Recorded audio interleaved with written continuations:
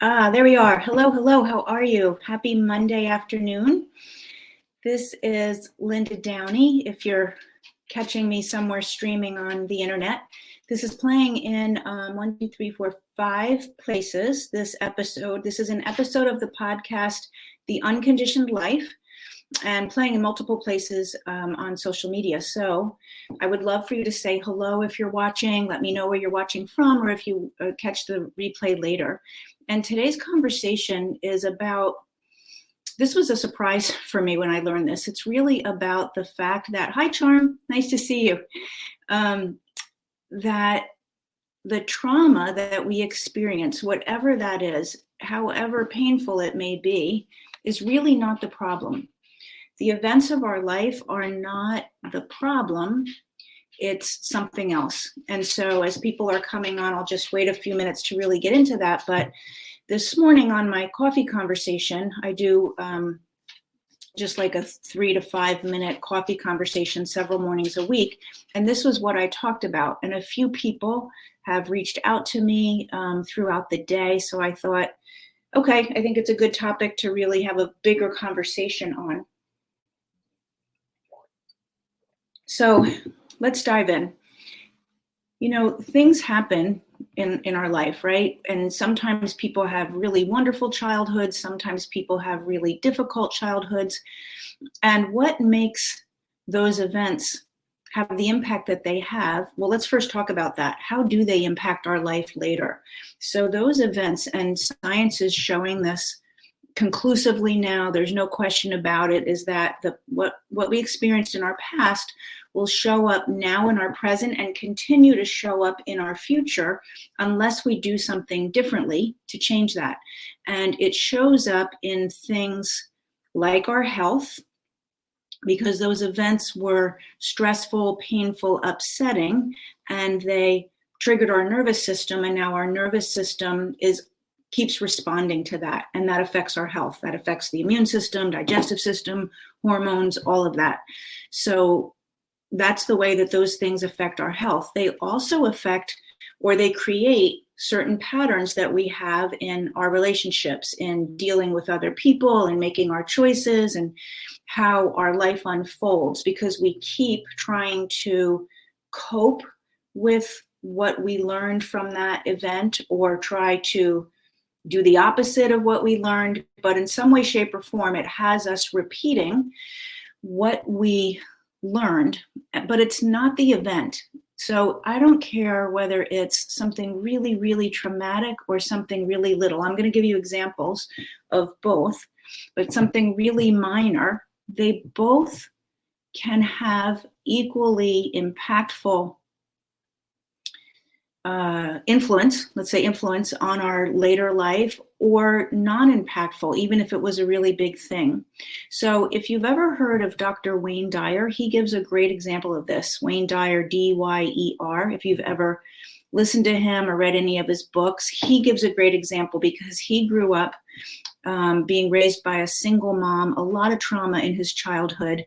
His dad was an alcoholic who left, I think, there were 3 boys under the age of 5 when his dad left as an alcoholic, and his mom worked really, really hard. And Wayne Dyer went on to become in life a hugely successful speaker. He wrote many, many books. He spoke all over the world. He was followed by tons of people. And he spoke about spirituality. He spoke about healing. He spoke, a lot about these kinds of conversations, and he was very successful. And if you ask him, this is how he tells it. If you ask him, how did that happen, that you became this amazing person and influenced people and wrote all these books? And he would say, well, it's because my dad left my mom when we were very, very little. My dad was an alcoholic, and my mom worked really hard and had to raise us by herself. And it was very, very painful and difficult childhood. So I decided who I wanted to be about that, and that I wanted to bring healing and help to the world. Now he has a brother. He was one of 3 boys. He has a brother who struggled his whole life, also became an alcoholic, also couldn't hold a job, never really was steady with his family. And Wayne Dyer would say, if you ask my brother why that happened, he'll say, because my father was an alcoholic who left my mother with 3 little boys, and that was a really hard childhood. So the same exact circumstances, one person becomes a global success and alters millions of lives. The other person can't hold a job, never has a family, and becomes an alcoholic. And they both give the same reason for why their lives went that way. So that's one example. I thought maybe you might have heard of him, so maybe you know that story. But it's true for all of us. So I also grew up in an alcoholic household and, had difficult issues when I was a child. My mom died when I was 4. So I went through a lot of, up into my adulthood with, these problems are the reason that I have problems. Those things that happened are the reason why I struggle. That loss, that feeling of abandonment, all of that stuff is why I get sick. But here's the truth. It's not that. Those events are done, they happen, and they're done. It's how we interpret them. It's the lens through which we experience that, and then the interpretation that we make. Then that interpretation carries over and stays with us. That's really what the problem is. It is not the trauma, even if it's really, really bad trauma. And let me give you the opposite. Here's an example of a woman who was voted most likely to succeed in her high school, went on to work on Wall Street, and was really always acknowledged for her skill and her talent. But when it came to actually achieving her goals, she never would. She kept self-sabotaging what she wanted to do in her life. She kept not hitting her mark, even though she had amazing intelligence and really good skills and talent in her field. And what she was able to figure out was that when she was very little, about 5 years old, there was an experience in her family with her older sister. And her mom gave the older sister a popsicle when they were after eating lunch. And then she asked for a popsicle and her mom said, no, you can't have one until you eat your lunch. A very simple experience, not traumatic at all, nothing wrong with what her mom did. But that 5-year-old little girl decided that she wasn't important, that she was not important, and that her mom loved her sister more. So the experience is not the issue. It is the lens that we see it. And the younger that we are, the more unreasonable the lens will be, for lack of a better word, because we don't have good logical adult thinking when we're 3 and 4 and 5. So we're going to see it through a 5-year-old's point of view, a 3-year-old's point of view. And here's really the clincher, is that it's going to stay in our body even as we grow and age into adulthood. It will stay in our body through that 3-year-old filter. And so, again, whether it's something very, very serious, because people have really, really serious things, really, really impactful, terrible things that happen to them, and they overcome them. It's not that we forget about what happens. It's not that, it's not anything other than you recognize the interpretation and the meaning that you give it. And then we start to change that. And we can change it now, which means it's changing our neural pathways, changing the way we think. And the neural pathways that got carved out when we were little. A neural pathway is just a series of nerves, right? Sending a thought down, the same thought down the same path. That's a neural pathway. So those pathways got created back as when we were 3 and 5. But we have plasticity, we have neuroplasticity, which means we have the ability to change it. So with neuroplasticity and understanding how to rewire, we can actually change those neural pathways and change the meaning. And that is how you heal from the trauma. That's how you heal from it at a subconscious level. And it's the subconscious level that's actually driving most of our life. 95% of our life is being driven subconsciously, not by our conscious thoughts, not by what we're thinking about. You know, that woman was not thinking about that popsicle at lunch for her whole life. She probably, you know, never thought of it again until she started digging deep. We all have a million memories that we're not thinking about at all, but they're in there, and they're in there at the level of the age that they happened when you interpreted them.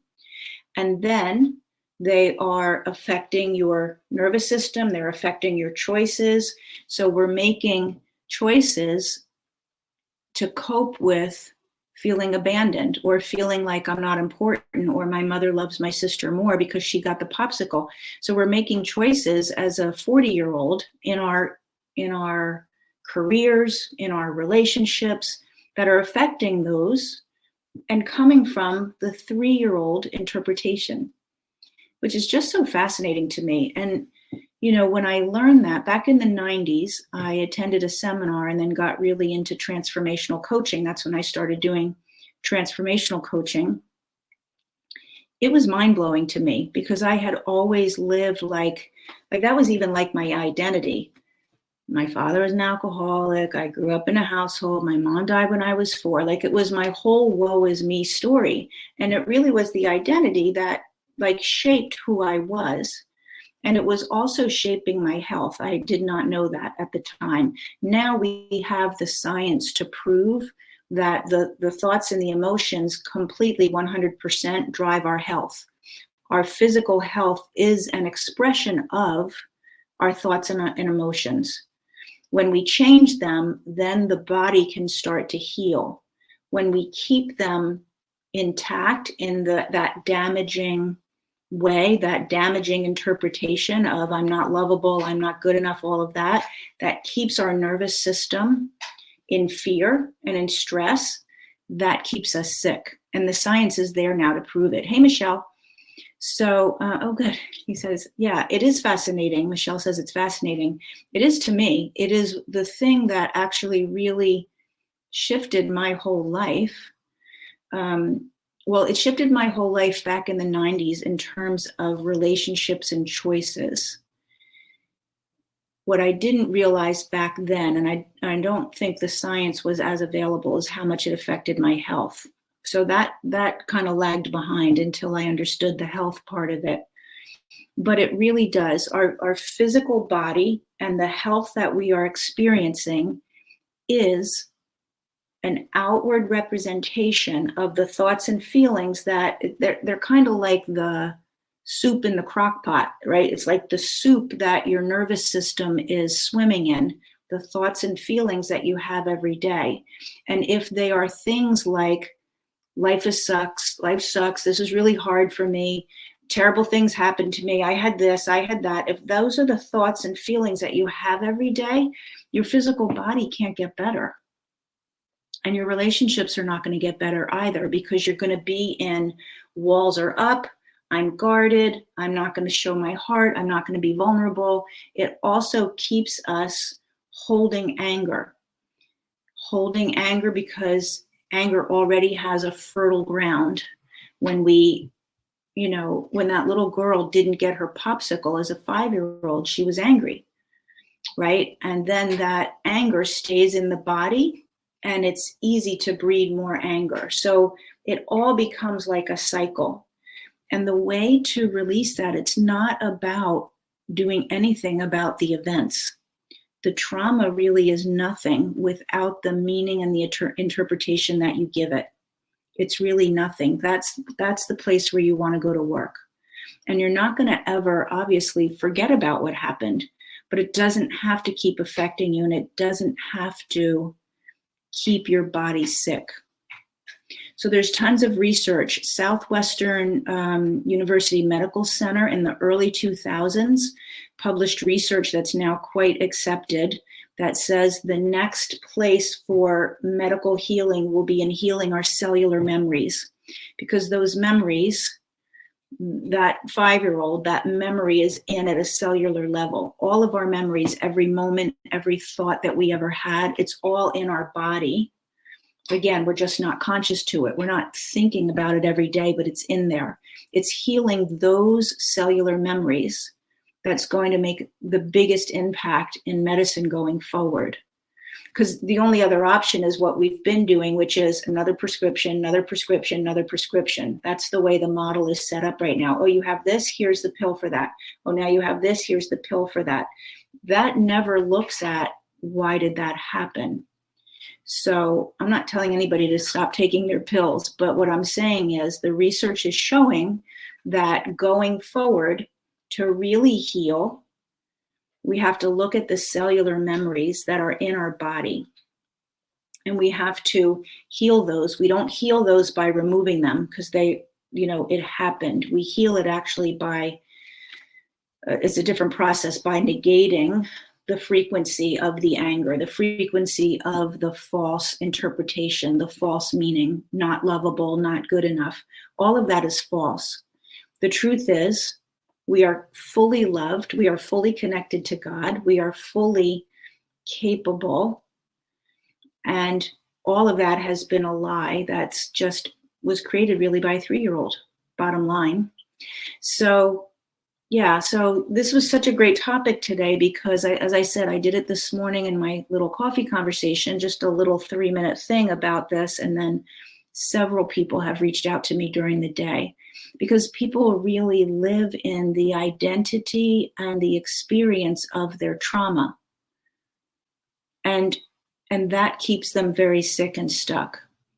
And the flip side of it is people who think they didn't really have trauma, nothing really happened to me. My childhood was good. I had a good family. My parents never got divorced, all of that.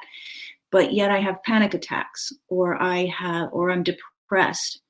When we look and dig in, that's the thing, like the popsicle memory. That's the thing. I have a client who, she's one of 4 siblings, and her family has a funny joke about her. It's not, I was about to say it's not hurtful. What she realized was it actually was very hurtful for her. It was really painful. But it was just like she grew up in a normal family, loving family, both parents, not a big deal. But they teased her about one thing. And that one thing, even though she would laugh along with them, it actually was the driving force behind her panic attacks now as an adult. And it was just something silly from when she was little. But she was little enough when I think it was one of her siblings first made the joke, and then everybody sort of like caught on and it became the thing, which they still say today as she's a grown-up. They still tease her in the same way. And in one of our coaching calls, she was like, yeah, nothing really, no, I had a great childhood, all of that. And she's like, well, the one thing, my family says that, but nobody means anything by it. It doesn't hurt my feelings. Okay, let's take a look. And as we looked and talked, actually, she started to cry. And she saw that it very much, when she got present to the unconscious meaning behind it, the reason that she was having panic attacks was because when she first got teased that way in her family, she decided it meant that she was really inept. She must be inept and bad at everything.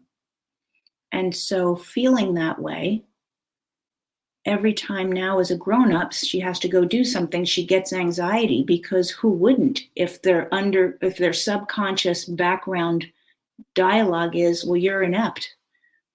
Her family didn't use the word inept. Whatever they used to tease her, it was more of a regular word than inept. But they teased her that way, and that's what she decided about herself. I have another client who started to work with me with autoimmune conditions, terrible, terrible skin hives, terrible. And she is in her early 30s. Well, now she's probably mid-30s. This was at the beginning of the pandemic, which is already 3 years ago now. But she was vice president of a company in New York City here, of a department. We were on a coaching call talking about stress and her health. And she said, she was talking about her schedule. Now, this was during the pandemic. So she was working from home, getting up in the morning at like 6:30, grabbing a cup of coffee, getting on her computer and working all day. even till 8:30, 9 o'clock at night, staying on the computer, exhausted. And when I said to her, why are you doing that schedule, 6:30 in the morning till 9 o'clock at night on your computer? And she said, well, now that we're not going into the office, I'm worried that my boss is going to realize that I'm a fraud at my job. I go, what do you mean a fraud at your job? She'd been at this job for 5 years. And in fact, her boss had given her paid time off to work with me on her health because she was such a valued employee and her health was really a problem. So I said to her, what do you mean a fraud? And she said, well, I got this job. It was like a fluke thing. I never was in human resources. And then they promoted me. Now I'm vice president of that department. And I'm always worried that she's going to figure out that I shouldn't be here. So I said, when did you first start to feel that way in your life ever? And she remembered being in first grade. She went to a Catholic school, and in first grade, she was struggling with her reading and her math. Those two subjects she was really struggling with. So the teacher said, go down to the hallway, get your sister out of third grade and bring her back here for a minute. And this is in front of the whole class. So she goes down to the third grade classroom, brings back her sister, and the teacher says to her sister, you were such a great student when I had you in first grade. You were so good at everything. Why are you such a terrible big sister? And both of the girls, this is in front of the whole class, both of the girls were like, shocked. And she says, you're a terrible big sister because your little sister is struggling. She's not doing good in reading. She's not doing good in math, and you're not helping her. And in that moment, what are we in first grade? 6? As a 6-year-old, in that moment, she decided she's the stupid one. And she went through the rest of her years in school, always trying to figure out what somebody else needed. And then she would try to be that, because in her own mind, if she's the stupid one and she can't really do it like her sister, if her sister did it so easily, something's wrong with her if she can't do it. And so she was always pretending how she showed up. So now at 32 years old, when we started to work together, her autoimmune conditions were terrible. Her skin was terrible, a reflection of her autoimmune conditions, which was all a reflection of the stress that she probably never, ever was not feeling since that moment at 6 years old. Her nervous system got so out of whack from being like trying and pretending. So she felt like a fraud in life. It's not that her boss would think she was a fraud. She felt like a fraud. And that feeling never, ever, ever went away, because that one moment, you could call that a traumatic event, being embarrassed in front of your classroom by something the teacher says. That was traumatic for sure. That was painful and embarrassing. But if she had been 11 or 15, or as an adult now looking at that scene, the interpretation would be very different. But the 6-year-old interpretation was, clearly something's wrong with me. And then she spent the rest of her life, up until her 30s, overworking, trying to be perfect, trying to figure out what people needed from her, and getting sicker and sicker and sicker. So I'm going to end with that thought and that story, because I could just give you 10 more, but I think you get the gist. It's not the event, however painful and big the event was, or however innocent and no big deal it seems. It's always, always the interpretation and the meaning that we create around it through the lens of whatever age we are when it happens. And so much of what we create happens when we're very, very little. That is the neuroprogramming, that is the rewiring that we have to get to in order to stop making trauma be driving your life down a path that you don't want to be on anymore. That's it. So that's what we do. If you have any questions about that, that's what I do in my Return to You program. It's called Return to You because it's returning you back to you and out of those misperceptions and wrong interpretations and meanings that have been really wrecking our life.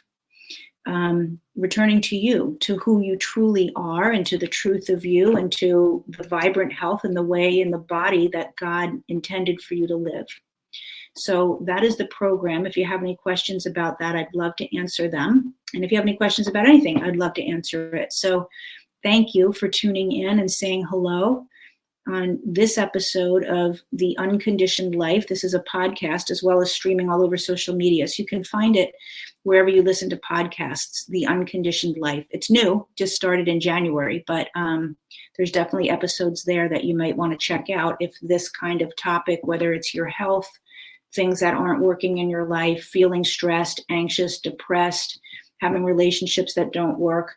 The podcast is called The Unconditioned Life because, you're welcome, Charm, because it's that conditioning that's driving the life you have now. Until we uncondition it, deprogram it, kind of like pull a virus off the computer. There's nothing wrong with the computer, but somebody downloaded a virus. We got to clear off that virus in the way that you think and the way your body's running. That's all.